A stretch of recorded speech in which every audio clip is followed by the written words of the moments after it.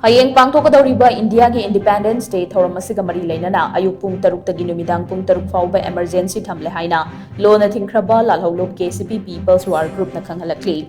Malem gi ning tamba leipak khudingmak ki ning tamba numit KCP People's War Group Marxist Center na awangba thakta ikai khumnai haina paladuna lalhoulup asina thadorakpa cherol amana hai KCP People's War Group Marxist Center na ꯂꯥꯎꯊꯣꯛꯂꯤꯕ ꯄꯨꯡ 12ꯒꯤ emergency ꯃꯅꯨꯡ ꯑꯁꯤꯗ ꯀꯅꯥꯒꯨꯝꯕ ꯃꯤꯑꯣꯏ ꯑꯃꯠꯇ ꯃꯄꯥꯟ ꯊꯣꯛꯇꯨꯅ ꯆꯠꯄꯤꯒꯅꯨ ꯂꯨꯞꯅ ꯂꯥꯎꯊꯣꯛꯂꯤꯕ emergency ꯑꯁꯤꯒꯤ ꯃꯥꯌꯣꯛꯇ ꯂꯝꯍꯦꯟ ꯇꯨꯍꯦꯟꯕꯁꯤꯡꯅ ꯆꯠꯊꯣꯛ ꯆꯠꯁꯤꯟ ꯇꯧꯔꯕꯗꯤ ꯃꯗꯨꯗ ꯊꯣꯔꯛꯄ ꯑꯐ ꯐꯠꯇꯒꯤ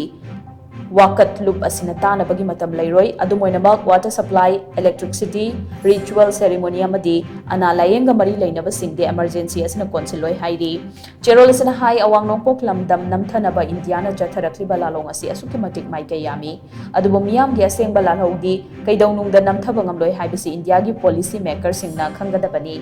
british matam gi divide and rule policy na amaga yengthina handuna india pomba british colonial country oikibadu kanglaipak asida suthokidaba nate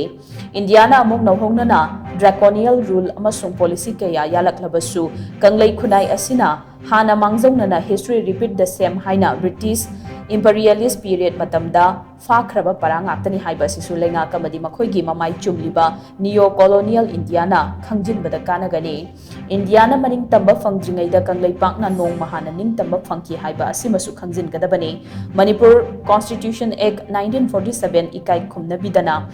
nampu hapuda kanglai pak india gi fibanungda tilhan khraba matungda indian independence day pangthoku haiba asidi mid una udi hayu haibaga khenaba leite haina cherolos na makha tarakli